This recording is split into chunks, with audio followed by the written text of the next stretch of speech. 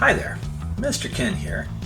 I know you're used to seeing me outside, sharing with you the wonders and the beauty of the Ozarks. I thought that I would share with you a recipe. What recipe could I possibly want to share with you? Well, I love baking bread, and I love eating fresh bread right out of the oven. So why a bread recipe? It's the quickest and easiest French bread recipe I've ever encountered, and I thought you might enjoy baking bread too. All the while, we're going to talk a little bit about the ecosystem that you find inside a bread bowl. So here are my ingredients laid out. We're going to start with, I've got 6 1/4 cups of just all-purpose flour. You can use bread flour also. All-purpose flour works very well. I have some salt. We have some sugar here. I've already got a 1/4 cup measured out. I do have some yeast here. I have some water that I've just recently brought up to a boiling temperature. And in here I have 2 tablespoons of shortening.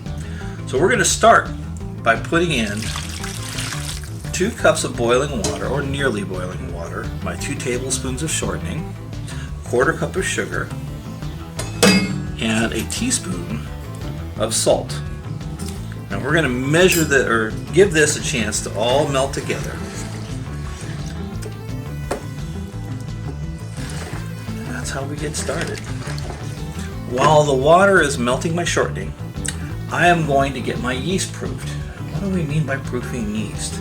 Well, yeast is a living organism. It's a single cell organism, and like all organisms, it needs the 5 elements of habitat. So what are those 5 elements? Well, it needs water. I have some warm water here. This is just water that's right out of the tap. It's warm enough. It needs some food, so I'm going to add to this a teaspoon of sugar. It needs some space. Now I have plenty of space for it here in our cup. It needs the proper arrangement. Now, what do I mean by that? Well, it needs to be able to find everything. 1, 2, 3, 4 1/4 teaspoons of yeast. And the proper arrangement in this case, we're going to disperse it all in this warm water. So the 5 elements: food, water, space, shelter. Now yeast doesn't need a lot of shelter, but the shelter we're giving it is this water, and the proper arrangement. So we're dispersing it throughout this. And we're going to give this yeast a chance to wake up, reproduce, make little baby yeasts. We're going to take advantage of what they can do in our bread. So the yeast has been proofing or waking up, and look at how frothy it is. This beautiful froth here, that's just doing what it's supposed to do. While this has been happening, my water's been cooling down. We want to make sure that this doesn't get too hot, or else when we put the yeast into it, it'll kill the yeast, and we want the yeast to be very much alive. But this is where this recipe changes a little bit from other recipes. Instead of putting a little bit of dough, of flour in, and then letting it rise, we are going to use a modified rise method. So I'm going to take all 6 1/4 cups of flour, and I want to put all of it in. Yep, that's right. All of it is going in. And I'm going to start mixing this.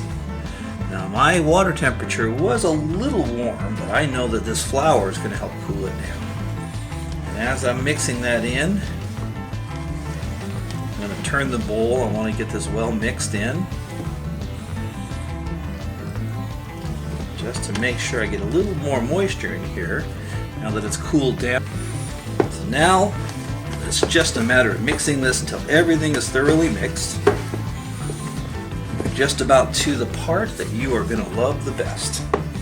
This is what makes this such an easy recipe.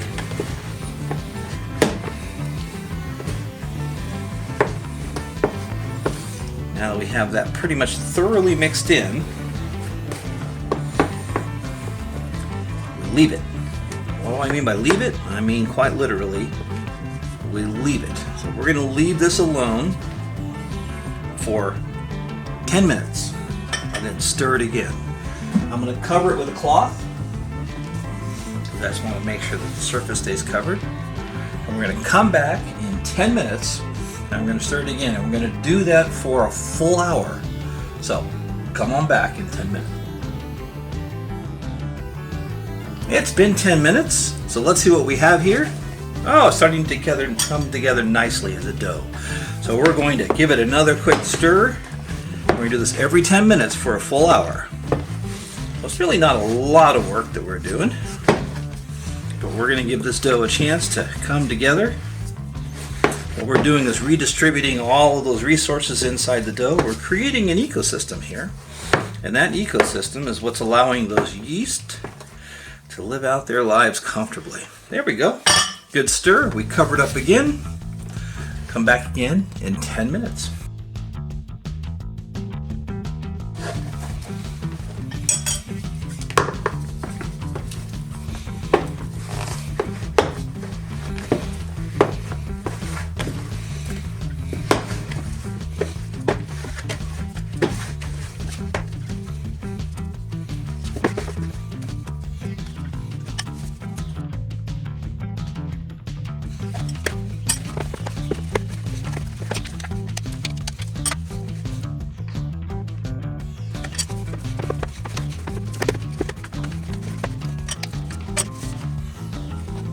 This has been going for 50 minutes. I've got 10 more minutes of this every 10 minutes, stirring, letting it rest, stirring, letting it rest. So I'm going to do this one more time now.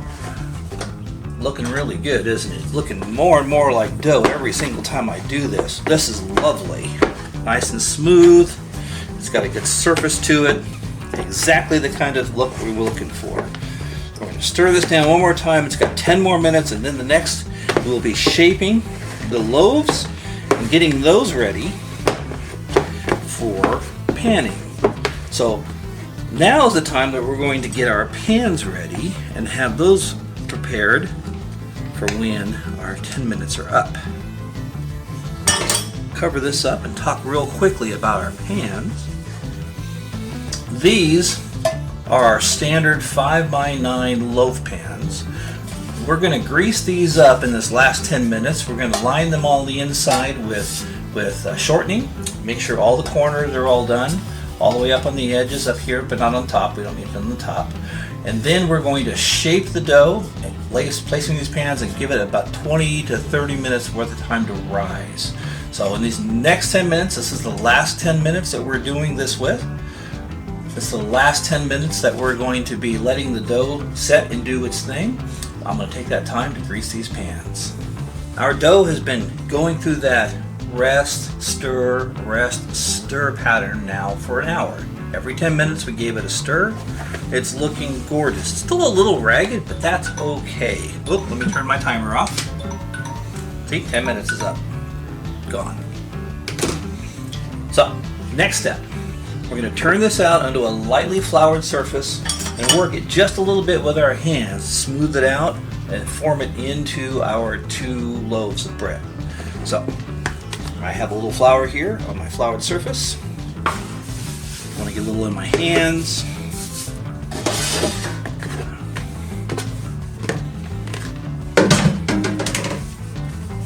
Oh, this is just looking really gorgeous. Beautiful dough.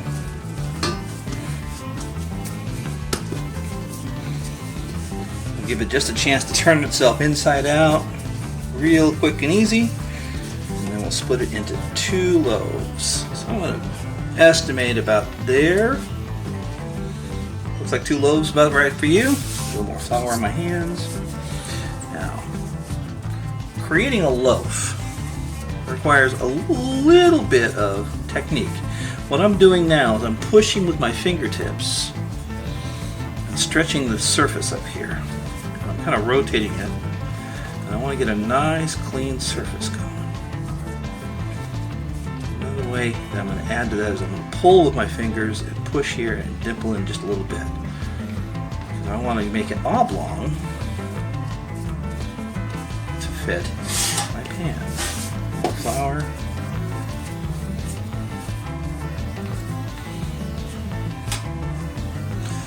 First pan.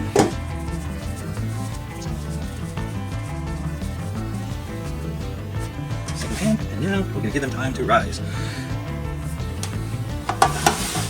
I'm just going to cover these with some plastic and give them about 20 minutes to rise.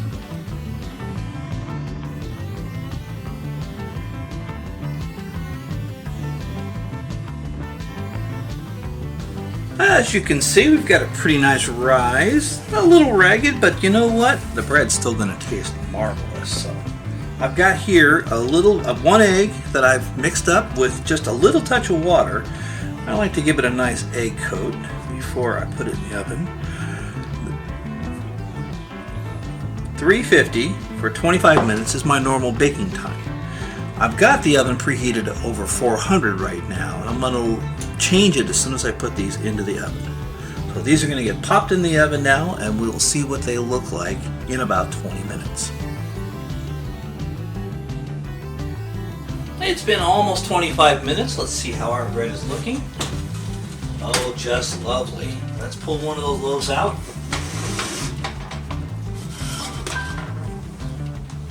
And give it a chance to see. Up on the bottom. Yep, sounds good. We have bread. Look at that. There's our other loaf right there. We're going to put those onto a cooling rack for about 10 minutes and let them cool a little bit and finish up, and then we will have bread. So the next time you bake bread, remember, you're making habitat in a bowl. Loving this bread? Remember, be outside often.